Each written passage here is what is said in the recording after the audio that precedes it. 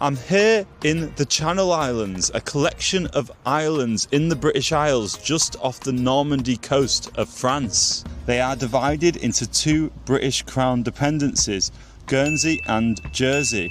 The islands are not part of the United Kingdom or the European Union, but rather are possessions of the British Crown with independent administrations, meaning they make their own laws. I'm here in Guernsey because I'm interested in the cannabis culture here, because it seems quite contradictory.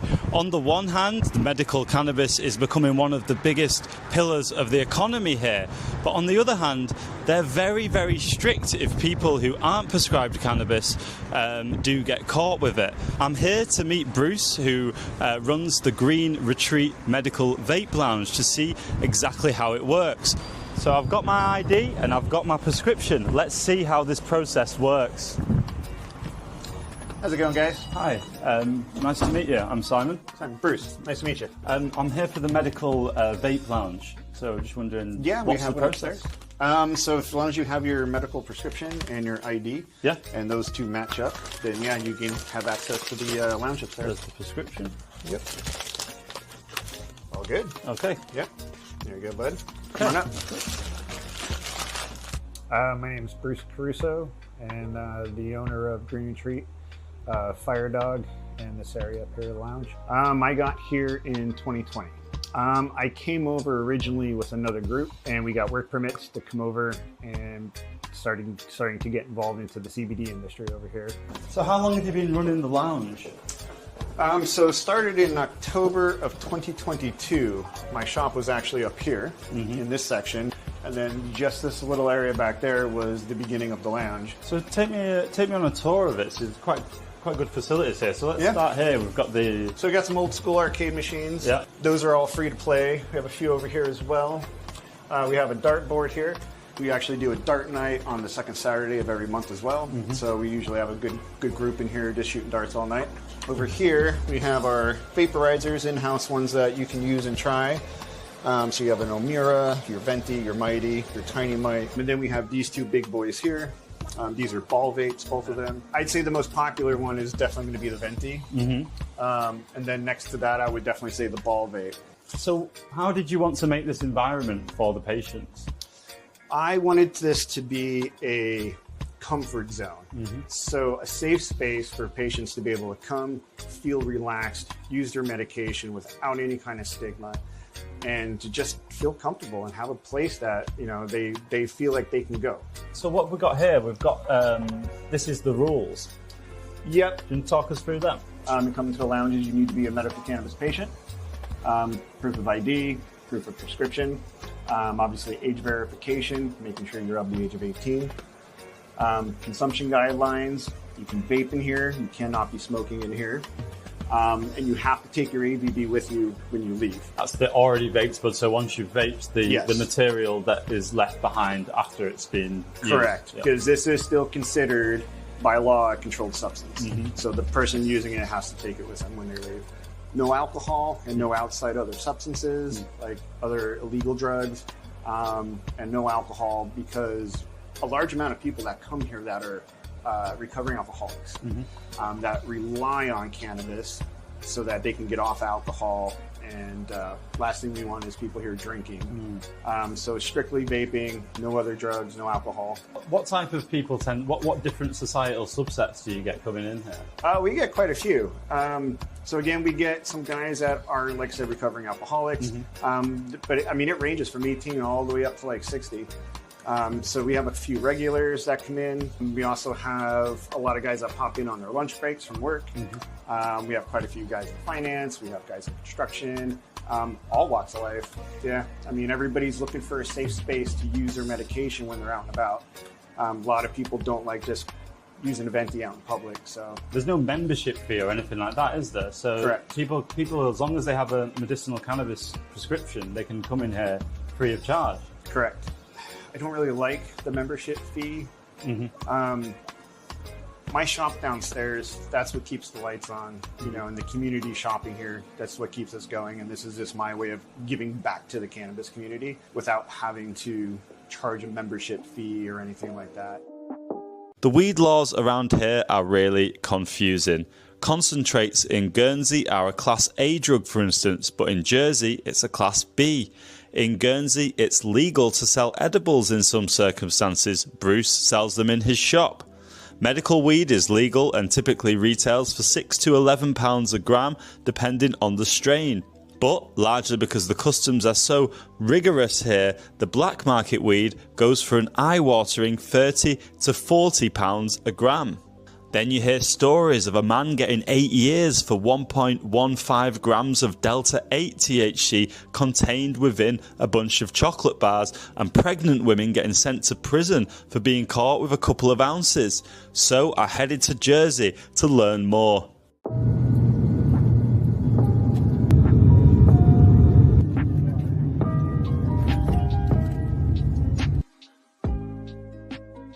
I'm here with Cy Harrison, who is the coordinator of End Cannabis Prohibition Jersey. So nice to meet you. And you? So first, can you start and explain what is the general cannabis laws in Jersey? Well, they're very similar to what you've got in the UK, really.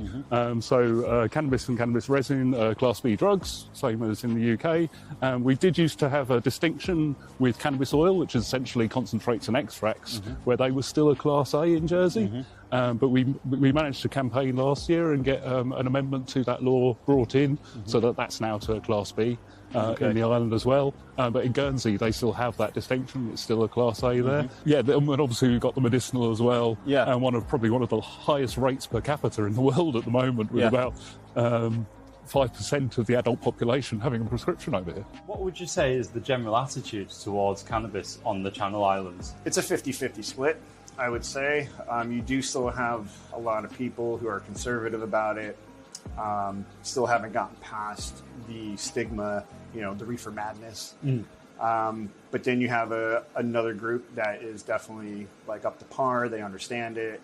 They see the benefit in it. They see the economic benefit in it.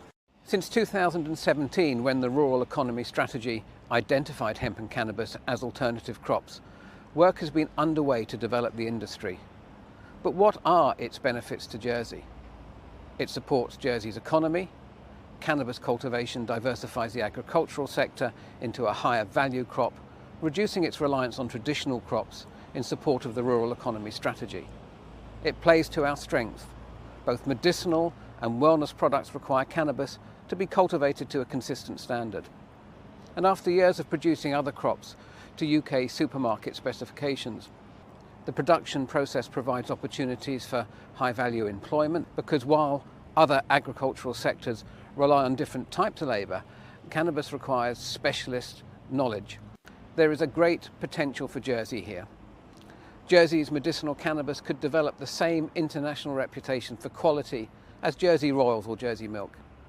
We can become a producer of a premium product which attracts a premium price. It could generate very positive returns to the taxpayer, provide employment, diversification in agriculture, improve Jersey's environment, and create products that improve the lives of thousands of people. This video is brought to you by Easy Test Kits, quick, reliable and affordable drug testing kits for all your favourite party prescriptions. Remember that you can't have an efficient or strategic sesh if you don't know exactly which substance you're dealing with. To learn more or to pick up, say, an LSD testing kit, click the description below and use my promo code SESH for a 10% discount. It's certainly lost its stigma, but it's still there. You've kind of got a lot of people who don't want to see cannabis legalised or any kind of freeing up of the legislation around it, unfortunately. But as time goes on, it's certainly shifting, and in our politicians, we have kind of, through our campaigning, sort of shifted that Overton window a little bit, especially in the kind of run-up to the last elections.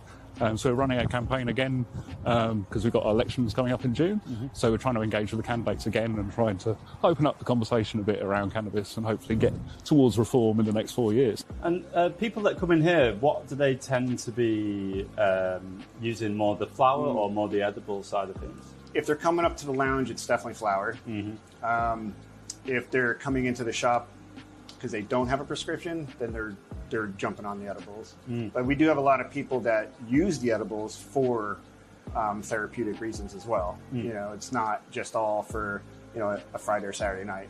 Why do you think that cannabis is so popular on the Channel Islands when you consider that, I know we're in Guernsey now, but to use Jersey as a sort of example, I think one thing that was coming out was that about 6% of the population have a medicinal script. But when you compare that to England, that's more like 0.05%.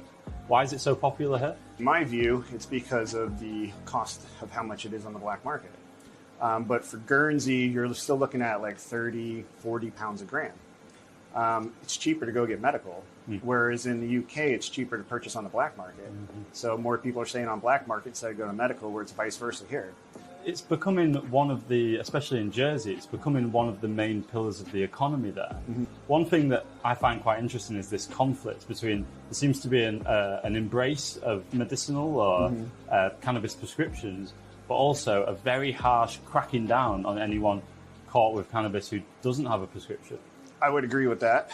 I think what is happening now is you're seeing a little bit lighter of sentences, I think, when it comes to people just getting caught with it here on island. Where you're still seeing the heavy hitters is importation and dealing is basically where the heavier hitters are now. Like, for instance, and I don't agree with the situation, is there was a young man who imported some chocolate bars. Each chocolate bar weighed 45 grams in weight, had 1.1 milligram of 𝛿8 THC, not even 𝛿9, and they put him away for 8 years. So, which is a massive problem considering I sell stronger stuff in my shop. In Guernsey, they also have another law which allows 0.1% of the total weight to be THC or other, the psychoactive compounds in cannabis. Those chocolate bars came in at 0.15%. So he was just over the limit of them actually being fully legal. That's the most ridiculous part, really, is if there'd been a bit more chocolate in there or a bit less, I think it was 𝛿8 that was in those, a little bit less 𝛿8, he would have been fine. This guy with the chocolate bars, they actually, am I right in saying that they weighed the chocolate bars and then they were charged with that amount of drugs? With the total weight of the bar. So each bar, I believe, weighed 45 grams in weight. I believe there was 19 chocolate bars. But again, 45-gram bar chocolate with 1.1 milligrams of 𝛿8, it's not doing anything to anybody, But yeah, the sentencing doesn't fit the crime at all. Especially considering it was just 2 weeks after that a pedophile got 9 years. So only 1 year more than a guy with a chocolate bar. Not okay. It's an interesting loophole with the edibles that you sell. How does that work? So the CBD law here says that we can have up to 3% THC to the total CBD content. There is a second part of the law, allows basically if your CBD content is less than the weight of the product, then you can have like 0.1%. The main part of the law that most of us use is the 3%, which again, like my fruit chew would be like 900 and then 23. In cannabinoid content. There was the case of the pregnant woman who was sent to prison for, was it, depending on the reports I read, some reports I read it was 50 odd grams of weed, some reports suggest it's 60 odd grams of weed. Do you know about that case? Yeah, that was a case in Guernsey. That in Guernsey? So that was a few years ago, and that was an appalling case because she'd been accused of dealing 50, 60 grams or whatever. It's not huge amounts. She was 38 weeks pregnant and got sentenced to imprisonment. And then a week into her sentence, she was taken away. Her baby was taken away from her. That's not how we should be treating people. It was a disgusting violation of human rights, really. But yeah, I mean, just the fact that she did any kind of time like that while she was pregnant for a plant is just, it's not okay. It's just not okay. And this is what we're working to try to change here. We polled all of our deputies last year, seeing who was pro-cannabis and who wasn't, and we do have a majority. So now it's just trying to work out what can we do here now while working toward working with Jersey and the UK for a full legalized market.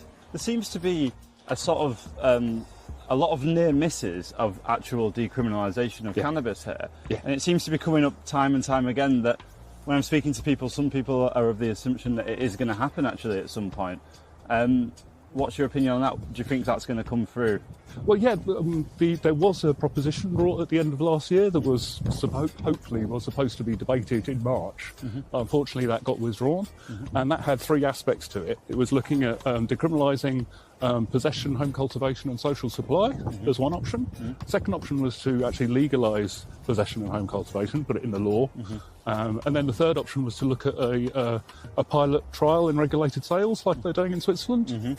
It's not just Jersey in that regard, because Guernsey also brought a proposition, which again was also withdrawn, was due for a debate in March, but was withdrawn, to look at establishing a working group to actually look at drug reform.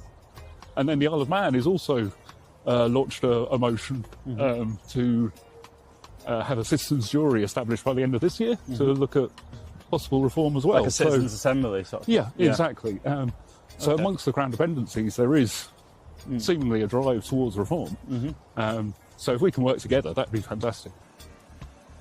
In my view, decriminalisation needs to happen. Because right now, currently too, when you think about the supply that's on Guernsey, it's not drug dealers, it's not cartels, it's not becoming imported, it's the community, it's patients sharing with one another, you know, trying to make ends meet.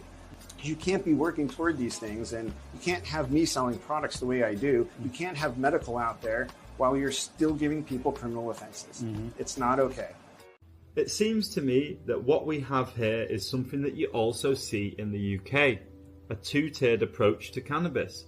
People who have a medical condition that they treat with weed and are able to pay for private healthcare are no longer criminals, but people who, for whatever reason, cannot engage with that process continue to be criminalised, marginalised and excluded.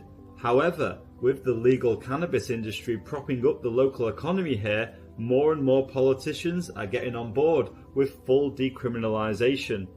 It doesn't look like cannabis culture in the Channel Islands is going anywhere. 6% of the working age population and 5% of all adults have a script here, the highest rate per capita than anywhere else in the world. And when you consider the surroundings, it being an objectively beautiful place to consume the plant, that can only be a good thing. Yeah.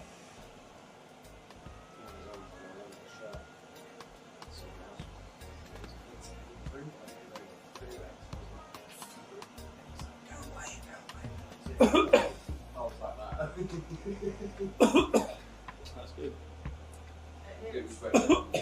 That's a strong one. It's really good.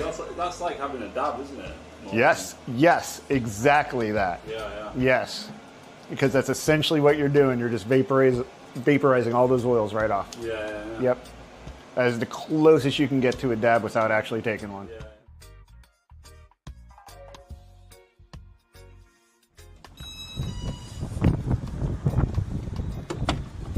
So there you go, a very civilized way of taking your medicine, and also kind of like a support group for people who use medicinal cannabis.